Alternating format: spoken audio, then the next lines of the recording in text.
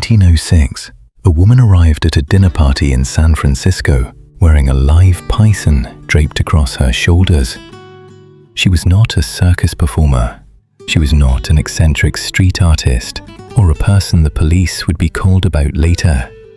She was Aimee Crocker, heiress to one of the largest railroad fortunes in the history of California, daughter of a man who had helped build the Central Pacific Railroad, the iron spine of American westward expansion, driven into the earth by the labor of 20,000 Chinese workers, whose names do not appear in the congressional records that celebrated the achievement. The guests at that dinner party stared. Some of them left. One woman reportedly fainted.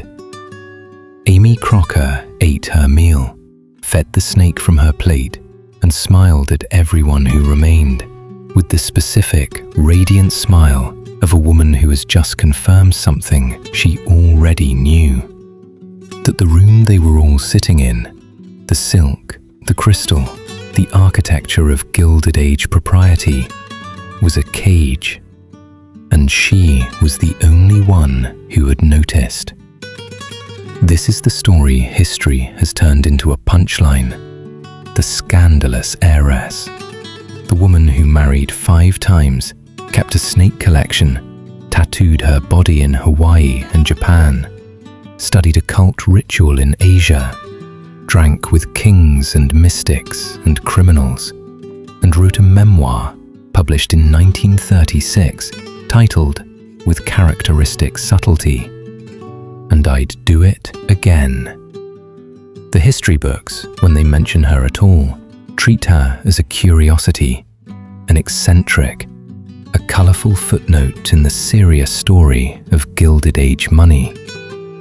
But I want to do something different today. I want to take the python seriously, because the rebellion of Aimee Crocker, the old money scandals, the destroyed marriages, the deliberate, systematic violation of every rule the Gilded Age wrote for women of her class, was not chaos. It was not madness. It was not the self-destruction of a woman who didn't know any better. It was a diagnosis, a running, 70-year-long, very loud diagnosis of exactly what the system did to the human beings it was built to contain. And the question we are going to sit with today is why we were taught to laugh at her instead of listen. Aimee Crocker was born in 1864 into a world that had already decided what she was going to be. Her father was Edwin Bryant Crocker, brother of Charles Crocker, one of the Big Four, the quartet of Sacramento merchants who had seized control of the Central Pacific Railroad, and through it, the development of the American West. The Crocker fortune was, by any honest accounting, staggering. And like every Gilded Age railroad fortune, it had been built on a specific exchange. Public land grants, millions of acres transferred from federal ownership to private hands in exchange for the promise of infrastructure. The labor of Chinese immigrants, paid less than white workers, housed separately, killed at higher rates in the tunnel blasting and the avalanche zones of the Sierra Nevada, and systematically excluded from the commemorative photographs taken when the Golden Spike was driven at Promontory Summit. And the political architecture of a young country still deciding whether its promises applied to everyone. This is where Aimee Crocker's diamonds came from, not from talent, not from vision, from iron and dynamite and other people's bodies. She was educated in the manner appropriate to her class, which is to say, she was educated in the performance of class, not in the exercise of intelligence. Languages, music, deportment, the specific curriculum designed to produce women who were ornamental enough to attract a suitable husband, and controlled enough not to embarrass the family in the process of doing so. She was, by all accounts, extraordinarily beautiful. She was also, by all accounts, extraordinarily restless, in the way that very intelligent people trapped in very small spaces tend to be restless. The space was the Gilded Age social architecture of San Francisco, one of the most rigid, most surveillance-heavy, most judgment-intensive social environments in the United States. A city that had made its money fast and was compensating furiously by building respectability as fast as it could. Aimee Crocker was 16 years old when she made her social debut. By the time she was 20, she had already identified the cage. The question was what to do about it. The mythology of the rebellious heiress, and there is a mythology, carefully constructed by the same press that built the cages in the first place, is that she simply went wild, lost control, gave in to impulse, failed to be the woman she was supposed to be. The mythology is wrong.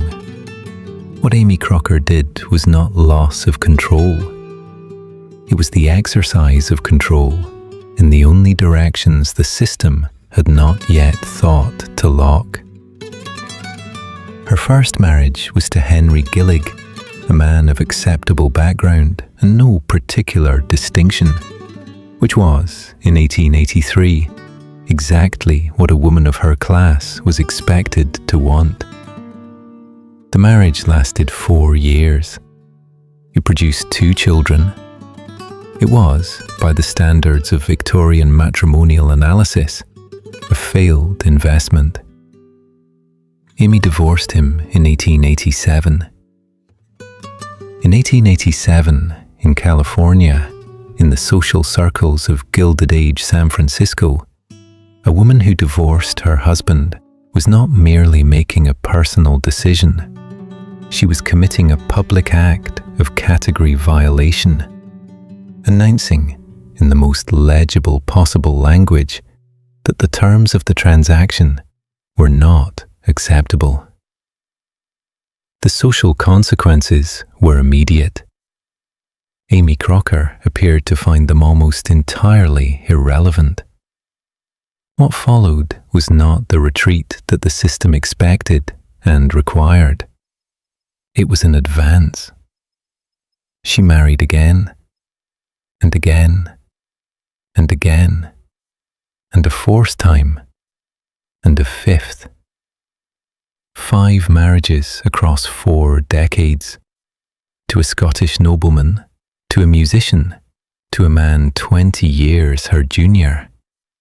Each one a fresh violation of the rules governing what a woman of her class was permitted to want, to discard, to want again. The press covered each marriage and divorce with the scandalized enthusiasm of an institution that understood, at some level it couldn't quite articulate, that Aimee Crocker was doing something more threatening than being irresponsible. She was demonstrating that the institution of marriage, as the Gilded Age had constructed it, could not hold her. That the legal and social architecture designed to ensure that women remained inside the financial and domestic arrangements chosen for them was not, in fact, inescapable, if you had enough money and enough willingness to absorb the social cost. But the marriages were only the most legible of Aimee Crocker's rebellions. The more interesting ones were geographical. In an era when women of her class were expected to travel in careful, supervised, socially sanctioned arcs, Europe, Newport, the standard itinerary of Gilded Age cosmopolitanism, Aimee Crocker went somewhere else. She went to Hawaii. She went to Japan. She went to India.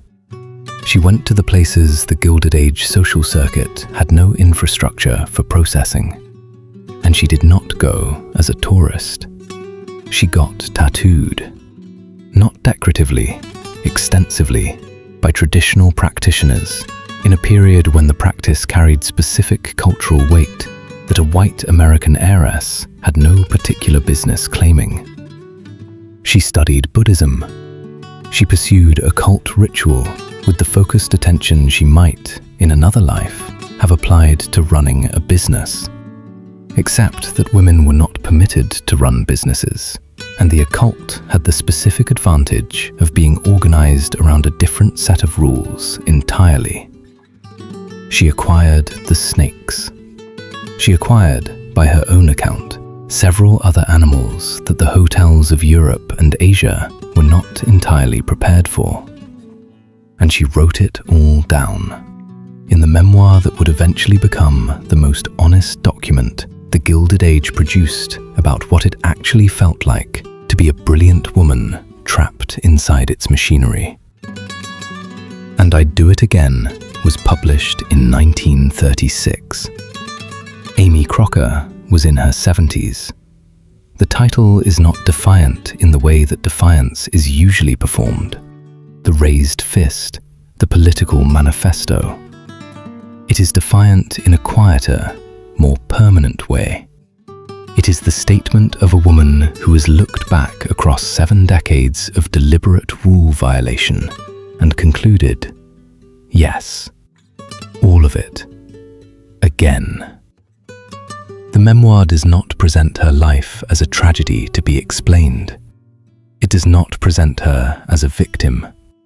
It does not perform the expected contrition of a woman who has spent her life embarrassing the class she was born into. It presents her life as the most interesting available response to an uninteresting cage.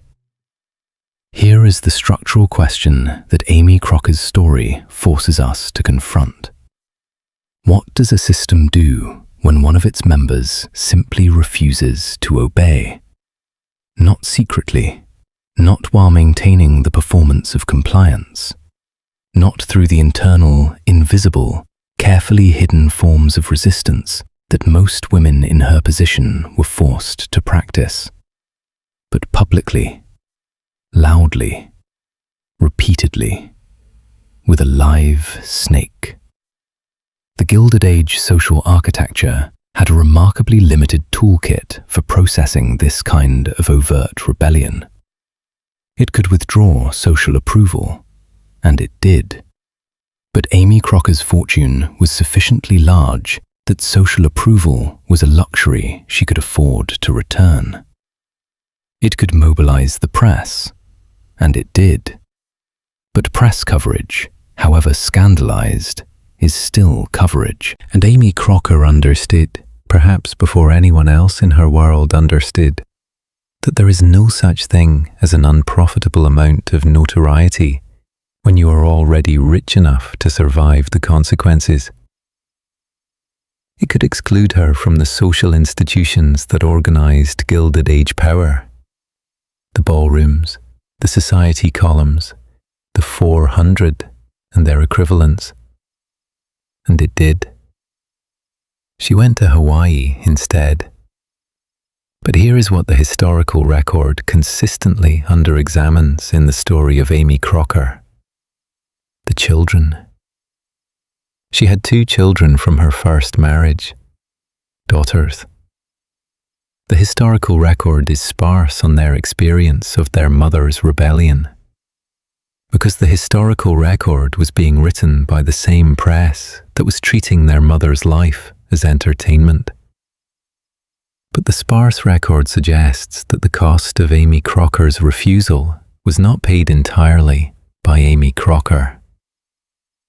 Her daughters grew up in the specific atmosphere of the publicly scandalous family. The social consequences absorbed not by the woman making the choices, but by the children who had not yet had the opportunity to make any. This is not an argument for compliance. It is an argument for the genuine cruelty of a system that forces women into a position where the cost of their liberation is sometimes paid by the people they love most. Aimee Crocker did not create that dynamic. The system did. She simply lived inside it and made the choices that seemed most honest to her, and absorbed what she could absorb and let fall what she couldn't. That is not heroism. That is not villainy. That is what it looks like when a person of genuine intelligence is given a set of choices that are all, in different ways, wrong, and picks the one that at least has the dignity of being chosen. Now consider the systemic architecture that produced those choices. The Crocker railroad fortune had been built on the erasure of labour, on the specific, documented, congressional record-level practice of using the cheapest available bodies for the most dangerous available work, and then excluding those bodies from the celebrations, the credit, and the generational wealth that the work produced. The women of the Crocker class, the heiresses, the socialites, the ornamental daughters of the men who had driven the golden spike, were themselves a version of this erasure. They were used, their social performance used to legitimize the fortunes, their marriages used to consolidate the capital, their bodies used to produce the heirs who would carry the dynasty forward. And then their contributions were not photographed, not recorded, not granted the legal personhood that would have allowed them to be credited. Aimee Crocker understood this, not in the academic language we are using now, the language of labour extraction and social reproduction and the gendered division of Gilded Age capital accumulation. She understood it in the language of a woman who had been trained to be decorative and found the training insufficient and the decorations suffocating. And she responded in the only language she had access to. The spectacular, the transgressive, the python at the dinner party, the tattoos in Japan, the 5 marriages, the memoir titled With the Economy of Someone Who Has Run Out of Patience for Pretending Otherwise, and I'd Do It Again. The system's response was to call her unhinged. And here is where the contemporary relevance becomes impossible to ignore. We are living through a second Gilded Age.